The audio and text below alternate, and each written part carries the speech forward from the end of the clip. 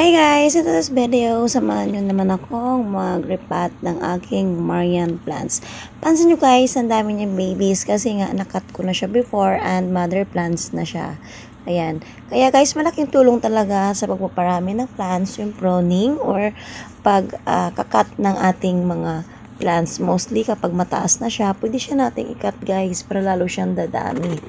Ito yung proof ko na talagang kapag nag-cut ka ng plants, ayan, tulad ito guys, ang dami niyang babies kasi mother plant din siya. So, tanggalin natin. Pero mag-iwan tayo para hindi siya maubos. Kasi parang ang sayang na matanggalin ng mother plant dahil hiyang na talaga siya magkaroon ng baby sa kanyang paso. Ayan. Alam niyo ba guys na kapag Rizal yung gamit natin ay mas madali siyang bunutin kasi buwag nga siya. Pero dito careful lang ako kasi nga meron siyang mother plant. Ayan. Yung pinaka mother plant niya guys putol na. Kaya tumutubo yung kanyang mga baby. So, dandahan siyang tinatanggal nang sa ganun ay hindi natin makat yung pinaka-mother plant kasi medyo matagal na naman siyang tumubo. Ayan. Ayan guys, nakuha na kayo idea ha kung paano nga ba magkaroon ng babies yung ating mga snake plant, yung ating mga Marian plant. So yan, dapat cut lang natin para magkaroon tayo ng maraming suloy o babies.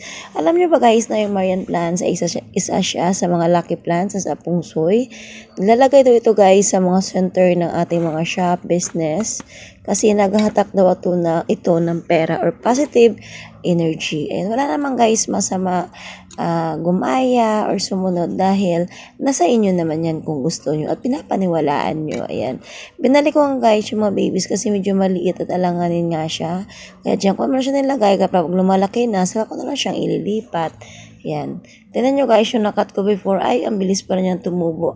Alam nyo pa guys, kapag nagkakat ako ng mga plants, ay basta-basta ko lang siya nilalagay dyan sa tabi. At ayun naman, swerte nga at tumutubo naman siya. At ang kanta talaga guys ng rice hull na potting mix is buwagag siya. Hindi nag-stuck yung water niya doon sa kanyang pot. Kasi gustong-gusto nito guys is yung kanyang potting mix is well drained. Kumbaga, talagang lumalabas yung tubig at hindi na stuck para hindi siya mabulok. Ililipat ko siya dito guys kasi nga ang ganda para tingnan pag lumago na ito. Nabili ko guys yung aking pot sa Daiso ng sale. I think nasa 40 pesos lang or 20 ganun. Kaya ang dami ko nang binili kasi nanginayang ako dahil minsan lang talaga sila mag-sale at ang mahal ang bilhin nito sa labas. Ayun guys, gagawin ko siya guys ng design. Ayan, ilalagay ko sa gilid ng bahay para mas maganda nga tingnan. So, ayan. Ito guys, lahat talaga ng gamit kong potting mix is more in rice hull. Dahil plantita ako, kapag stress ako guys, alam nyo ba, nagtatanim ako ng plants at naging relax yung pakiramdam ko. Kapag stress ako, ang aking stress reliever ay ang aking mga plants. Alam niyo ba guys, ako lang yung gumagawa ng aking potting mix. Nag-order lang ako ng rice hull. At yung lupa, dito ko nga lang nakuha sa amin. Pa-renovate kami. Hindi ko lahat pinatapon yung lupa dahil nagagamitin ko sa pagtatanim. Dahil ang hirap naman talaga maghanap at kumuha na basa-basa ng lupa na hindi ka sure kung yun ay safe. Mostly ako kasi yung nag-mix ng aking potting mix to sure na malinis at maayos talaga.